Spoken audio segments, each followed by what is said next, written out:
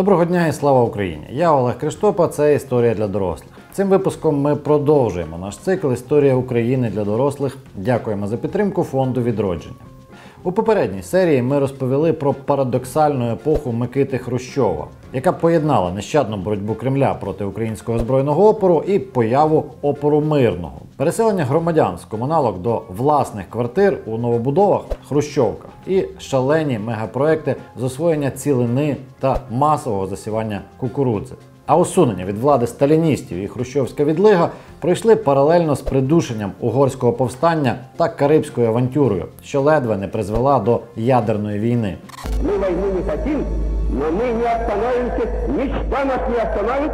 Але система не могла більше існувати в постійному стресі. Ленінська ідея світової революції не спрацювала. Сталінський план поширення комунізму збройною силою привів спочатку до Другої світової, потім до Холодної війни і теж себе вичерпав. Щоб дати новий напрям розвитку імперії, Хрущов взяв ранньосталінську формулу побудови соціалізму в окремій країні. Тільки пообіцяв збудувати вже комунізм до 1980 року. А от що вони набудували насправді? Давайте розбиратися.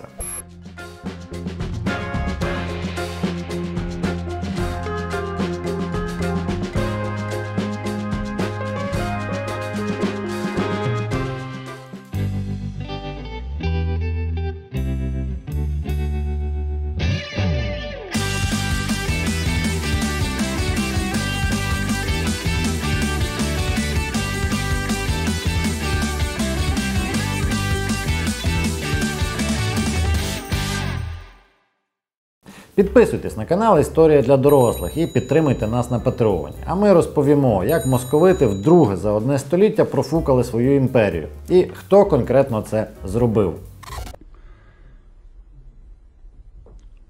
Можна на національ?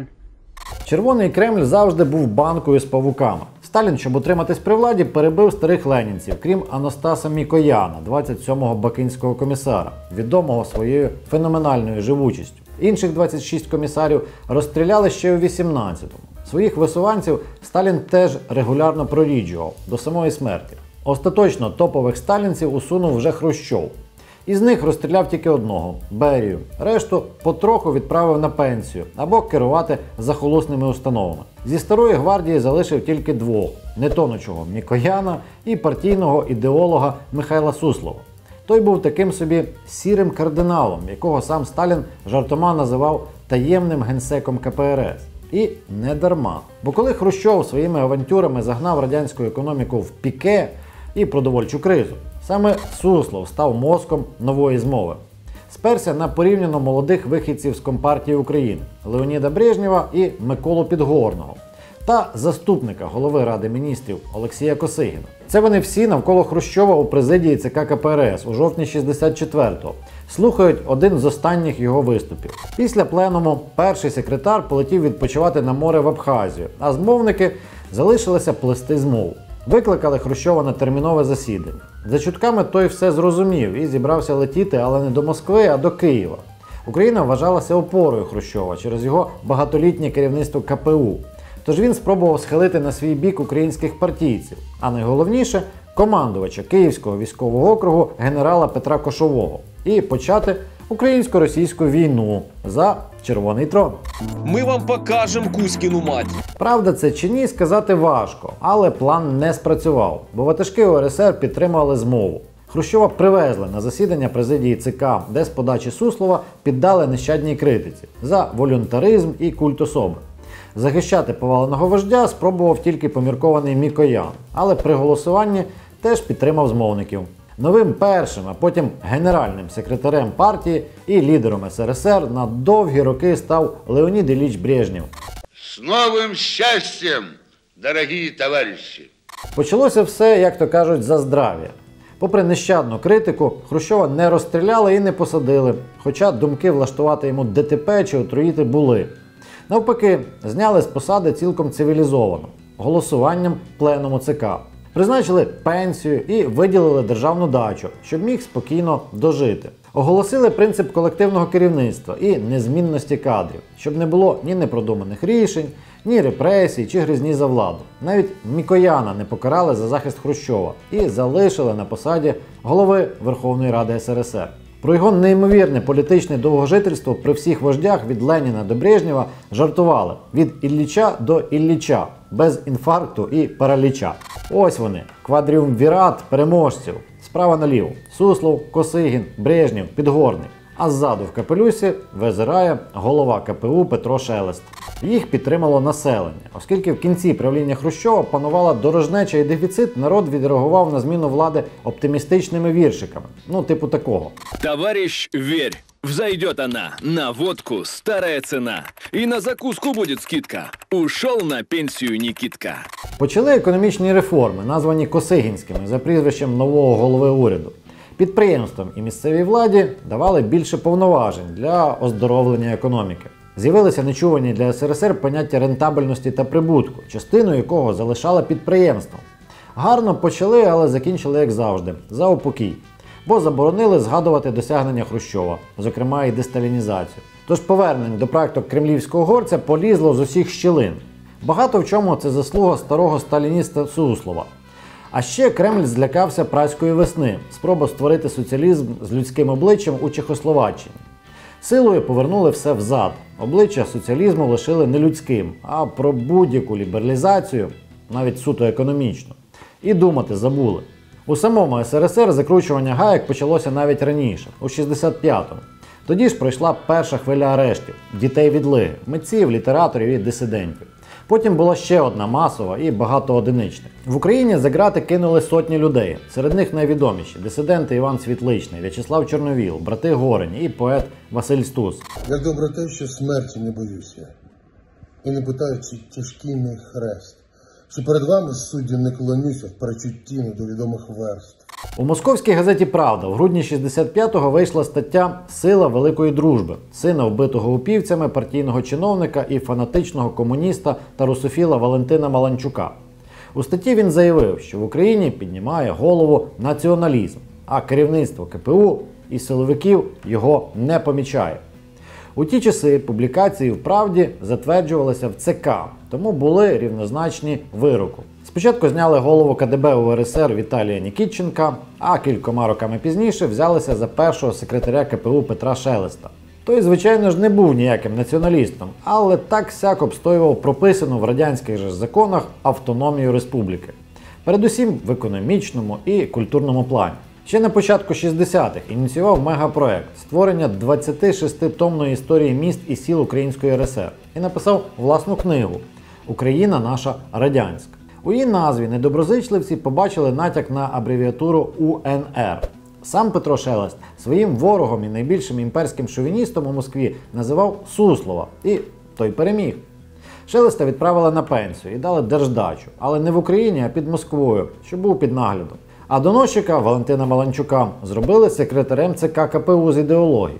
Наступний похмурий період історії УРСР назвуть маланчукізмом. Зі словосполученням «радянська Україна» окремий курйоз. У брежнівські часи ресталінізації і полювання на націоналістів саме вживання слова «український» викликало підозри.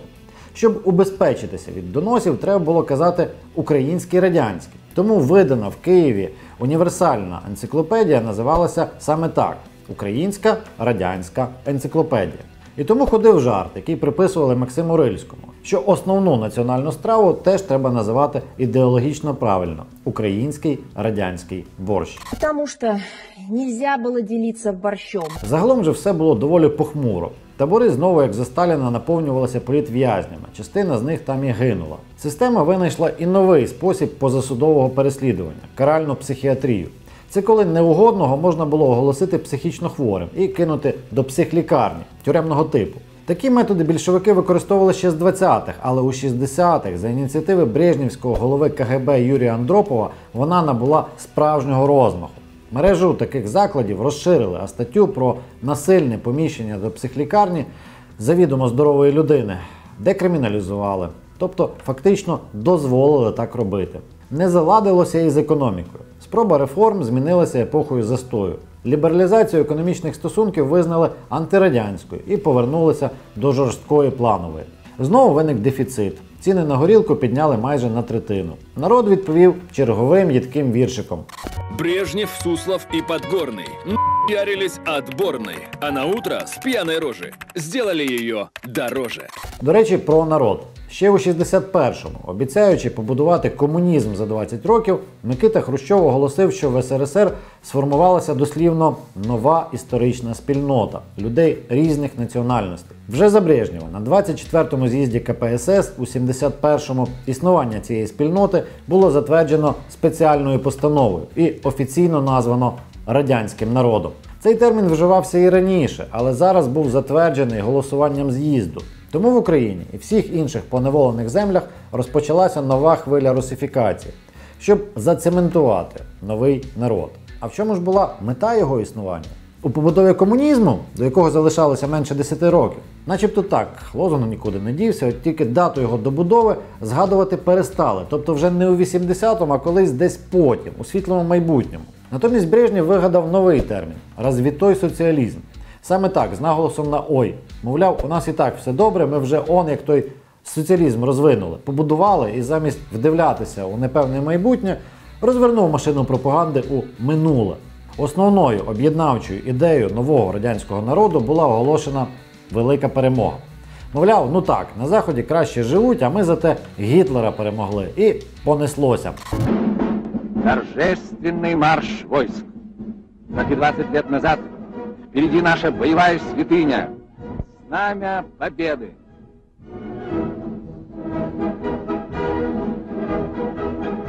Вже у 65-му, на честь 20-річного ювілею події, з музейних запасників дістали забутий і наскрізь фальшивий прапор перемоги і провели з ним пишний парад. Про те, чому він фальшивий, у нас є окремий випуск. Після параду першого 45-го року взялися за переписування історії. Сталін умістив своє єдино правильне бачення війни у невеличку брошурку.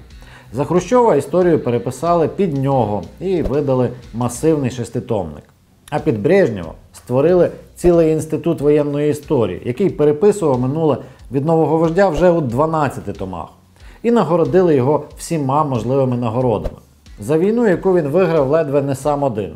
Ось Суслов вручає Брежнєву вищий військовий орден СРСР «Перемога», призначений для полководців за успішні операції стратегічного масштабу. Дорогой Леонид Ильич, этой высокой наградой отмечается ваш большой вклад в победу советского народа. По всій країні розпочалося справжнє стовпотворіння. Всюди росли монументи новій релігії. У столицях – монументальні, у селах та містечках – однотипні гіпсові. У Волгограді, колишньому Сталінграді, встановили велетенську батьківщину мать, яка замахується мечем і кличе в атаку у західному напрямку. Монумент відкривав особисто Леонід Брежнєв. Дорогие друзья, камни живут дольше, чем люди. Батьківщину мать у Києві теж Брежнєв відкривав, куди ж без нього. От тільки будував її український архітектор. Вона спокійніша, нікого нікуди не закликає. Дивиться при цьому чомусь строго на схід. Іначе показує комусь східному щитом і мечем якийсь знак.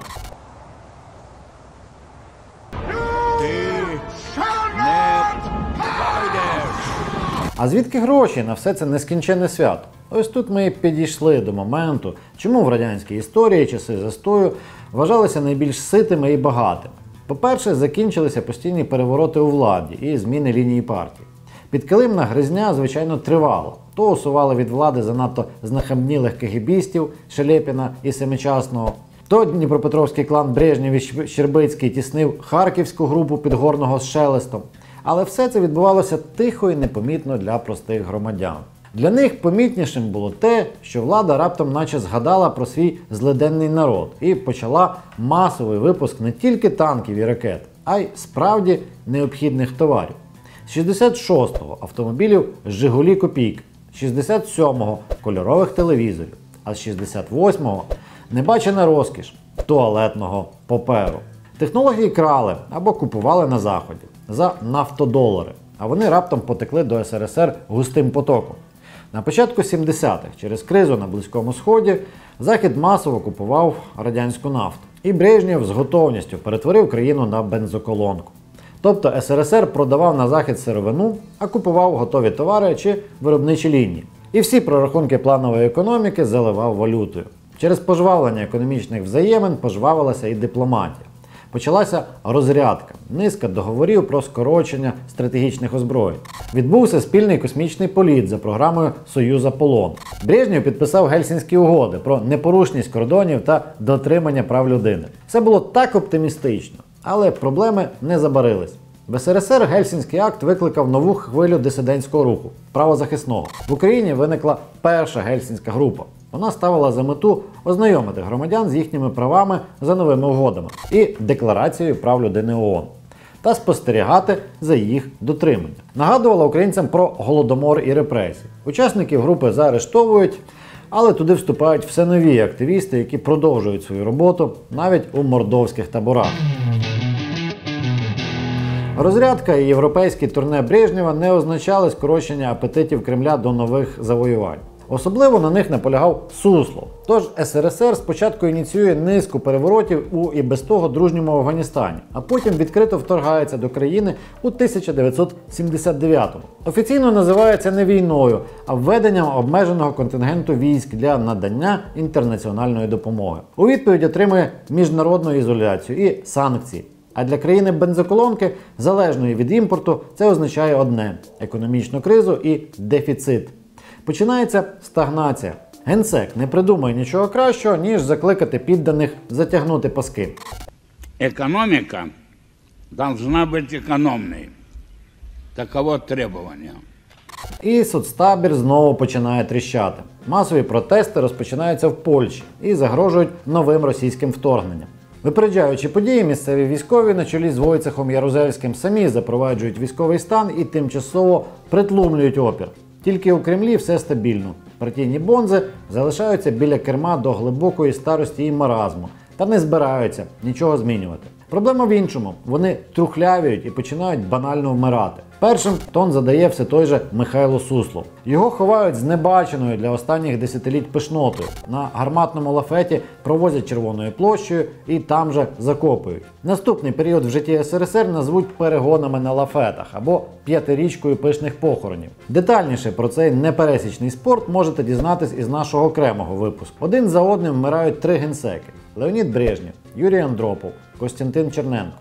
Країна сповзає у все глибшу кризу. Президент США Рональд Рейган, неначе знущаючись, розпочинає новий виток гонки озброєнь. Тепер космічних. Хоче не стільки будувати зорольоти, скільки добити економіку СРСР. Кремль ковтає наживку і сам себе виснажує непосильними витратами на космічні шатли «Буран» і бойові супутники «Скіф». Системна криза і необхідність оновлення очевидна всім. Ще будучи головою КДБ, Андропов приводить до Брежнєва молодого, енергійного партапаратника Михайла Горбачова. Не кончили мы там дело. Канал. Но мы его кончим отсюда.